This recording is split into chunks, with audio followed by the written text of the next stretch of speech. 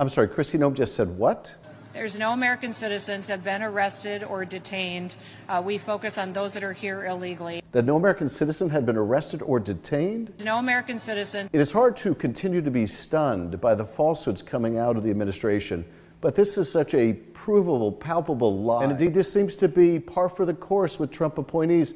They seem to be chosen for the brazenness with which they lie, with which they're willing to deceive the American people, the bravado in which they make their false claims. It really does take your breath away. So when Kristi Noem says that no American citizen has been arrested or detained, that is just plain false, and it's important for people to know it. And how do we know it?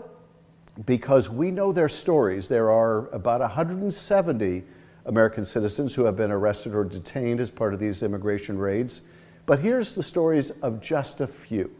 And this is the case of Andrea Velez, a U.S. citizen who was detained by ICE agents accused of obstructing an arrest before her case was ultimately dismissed. Here's what she has to say.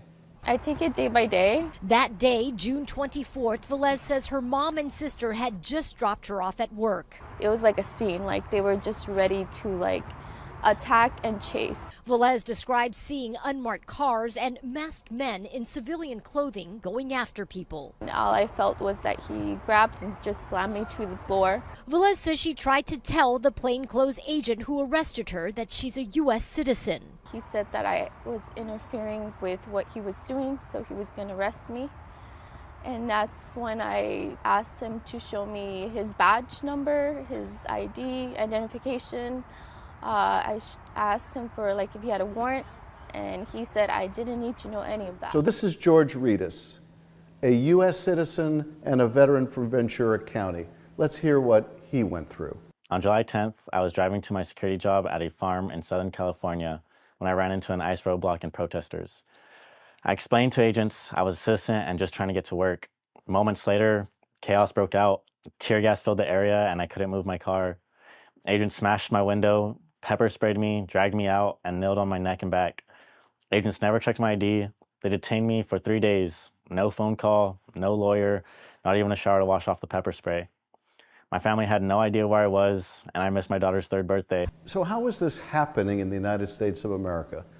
Well, these indiscriminate raids and arrests that are taking place have been challenged in court. The Supreme Court of the United States has decided it will let this practice go on. It will let the indiscriminate arrest and detention of people go on until the case works its way all the way through the courts to the Supreme Court and they finally render judgment. So that's what the justices have decided to do, a majority of them.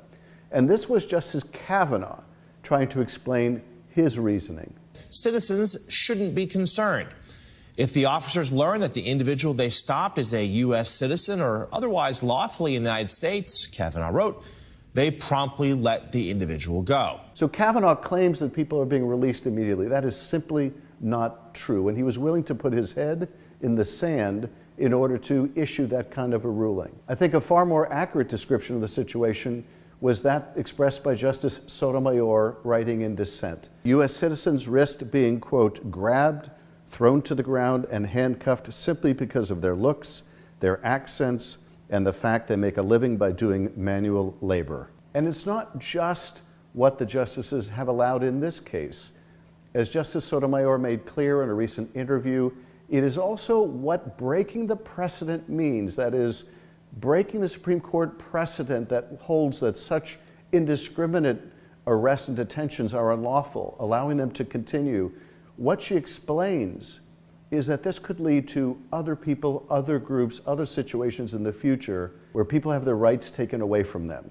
And as for the President of the United States, when he was asked about the conduct of ICE agents in these raids and whether they have gone too far, here's what he had to say. Americans have been watching videos of ICE tackling a young mother, tear gas being used in a Chicago residential neighborhood, and the smashing of car windows.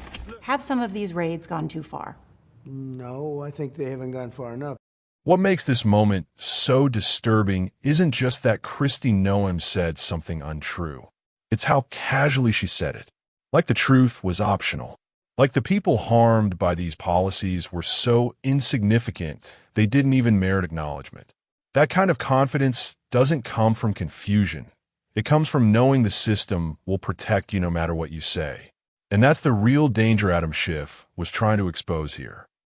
When power stops feeling the need to be honest, when officials can erase real victims with a single sentence, the harm doesn't end with immigration enforcement.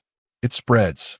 It becomes a mindset, one where rights are conditional, where citizenship is something you have to prove in the middle of chaos, pain, and fear, and even then, it might not matter.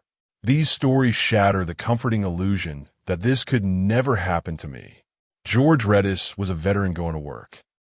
Rafi Shode was a senior citizen running his own business. Jose Hermosillo was an American citizen who trusted that saying who he was would be enough. None of them were protected by the words, "I'm a citizen."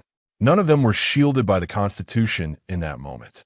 And that should terrify people far beyond this debate. What Schiff did was force the truth back into the room. He refused to let power rewrite reality. And that shouldn't be a partisan act. It should be the baseline expectation in a democracy.